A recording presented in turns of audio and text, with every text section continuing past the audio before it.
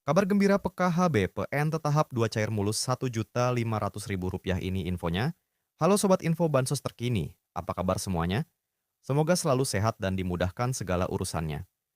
Kembali lagi di channel ini, tempatnya kita berbagi informasi terbaru dan terpercaya seputar bantuan sosial dari pemerintah. Nah, di video kali ini saya akan menyampaikan kabar gembira.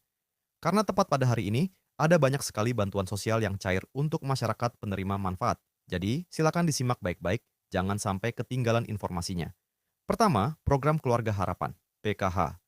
PKH kembali dicairkan untuk berbagai kategori, mulai dari ibu hamil, balita usia 0 sampai 6 tahun, lansia di atas 60 tahun, penyandang disabilitas berat, hingga anak-anak sekolah dari tingkat SD, SMP, sampai SMA.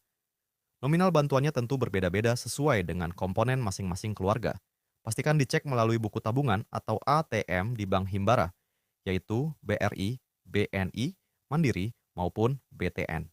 Kedua, bantuan pangan non-tunai, BPNT, atau kartu sembako. Untuk penerima BPNT, saldo sudah mulai masuk dan bisa dibelanjakan melalui e-warung atau agen yang sudah ditunjuk. Bantuan ini biasanya berupa saldo senilai Rp200.000 setiap bulan untuk memenuhi kebutuhan pangan pokok, seperti beras, telur, dan bahan pokok lainnya. Ketiga, bantuan langsung tunai, dana desa. Beberapa desa sudah menyalurkan BLT dana desa tahap bulan Mei. Jadi bagi keluarga penerima manfaat di tingkat desa, segera konfirmasi ke kantor desa atau cek informasi dari bank penyalur terdekat. BLTS dana desa ini diberikan untuk membantu meringankan kebutuhan hidup sehari-hari, terutama bagi keluarga yang masuk kategori miskin dan rentan. Keempat, bansos pangan beras 10 kg.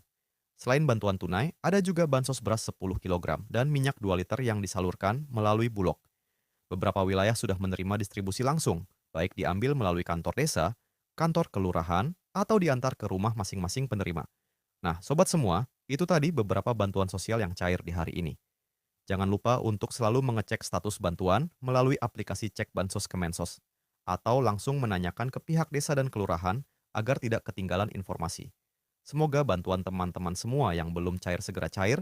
Jangan lupa cek kartu KKS secara berkala agar bantuannya tidak hangus like postingan ini agar saya tetap semangat menginformasikan update pencairan seputar bansos. Pesan pentingnya, gunakanlah bantuan ini dengan bijak. Prioritaskan untuk kebutuhan pokok keluarga, pendidikan anak, serta kesehatan. Semoga bansos ini benar-benar bermanfaat dan bisa meringankan beban kita di tengah kebutuhan sehari-hari.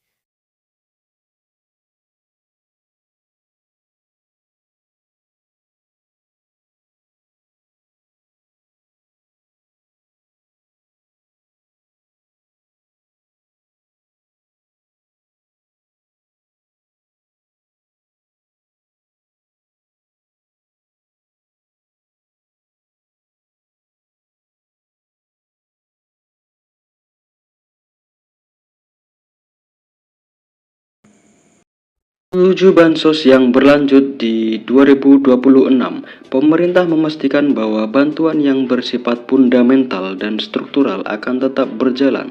Ini adalah jaring pengaman utama bagi masyarakat rentan. Program bantuan yang akan cair di 2026 diantaranya itu yang pertama, program Keluarga Harapan PKH. Sebagai primadona bansos, PKH tetap kokoh berdiri. Bantuan ini menyasar komponen vital keluarga, ibu hamil, balita, anak sekolah SD sampai SMA, lansia, dan penyandang disabilitas berat. Mekanisme penyalurannya diprediksi tidak berubah, yakni cair bertahap 4 kali setahun. Yang kedua yaitu BPNT atau sembako, atau yang bisa disebut bantuan pangan non-tunai. Kebutuhan pangan tetap menjadi prioritas nomor satu. Meski ada wacana transformasi ke direct cash, transfer uang digital untuk efisiensi program ini dipastikan aman, yaitu dalam artian program BPNT masih terus berlanjut di 2026. Yang ketiga yaitu bantuan PIP, program Indonesia Pintar. Komitmen mencerdaskan bangsa tidak surut. Anak-anak dari keluarga prasejahtera tetap dijamin akses pendidikannya melalui bantuan tunai BIP. Jadi BIP di 2026 akan tetap berlanjut. Yang keempat yaitu PBI JKN atau Kartu Indonesia Sehat gratis dari pemerintah. Kesehatan adalah hak dasar. Subsidi iuran BPJS Kesehatan bagi 40% penduduk termiskin tetap ditanggung penuh oleh negara. Bantuan beras 10 kg. Program cadangan pangan pemerintah CPP ini diprediksi kuat akan diperpanjang, berfungsi sebagai bantalan saat harga beras gejolak atau terjadi kerawanan pangan. Jadi bantuan beras di tahun 2026 akan tetap berlanjut. Yang keenam yaitu atensi lansia dan disabilitas berat. Kementerian Sosial terus menyalurkan bantuan rehabilitasi sosial baik berupa alat bantu, kursi roda, alat dengar maupun makanan bagi lansia tunggal dan disabilitas. Untuk yang ketujuh, bantuan pena pahlawan ekonomi Nusantara. Ini adalah bintang baru bagi KPM usia produktif di bawah 40 sampai 45 tahun yang sudah lama menerima bansos. Pemerintah menawarkan modal usaha hingga 5 juta rupiah. Syaratnya harus siap graduasi atau mundur dari kepesertaan bansos reguler. Setelah usahanya mandiri ya. Jadi nanti akan ada pengembangan apa skill-skill yang bisa dipelajari dan dipraktekkan. Dalam artian harus melalui proses graduasi secara mandiri atau graduasi secara sukarela. Tidak semua kabar itu manis ya. Ini dia yaitu kabar di tahun 2026 menjadi akhir perjalanan bagi bansos yang sifatnya ad hoc atau sementara. Nah, selanjutnya bansos yang kemungkinan di tahun 2026 tidak akan cair lagi yaitu BLT Kesejahteraan Rakyat atau BLT Kesra. BLT mitigasi bantuan tunai tambahan yang sering cair di momen tertentu seperti saat inflasi tinggi atau El Nino dikabarkan berhenti total per 31 Desember 2025. Sifatnya yang fleksibel dan temporer membuat program ini tidak masuk dalam anggaran rutin jangka panjang 2026. Bantuan subsidi BSU, program yang sempat hits saat pandemi ini juga diprediksi tidak akan muncul kembali seiring dengan pulihnya kondisi ekonomi pasca krisis. Ya, jadi ada beberapa bantuan yang kemungkinan di tahun 2026 tidak akan cair atau tidak rutin cair per bulan sesuai dengan kondisi yang ada di lapangan seperti inflasi tinggi atau El Nino dan lain sebagainya. Ya, lalu isu yang sangat hangat di tahun 2026 yaitu era baru bansos digital dan seleksi alam KPM. Isu paling strategis di tahun 2026 adalah digitalisasi dan validasi ketat. Pemerintah melalui bocoran dari Menko Luhut Binsar Panjaitan merencanakan peluncuran sistem bansos digital berbasis Artificial Intelligence atau AI.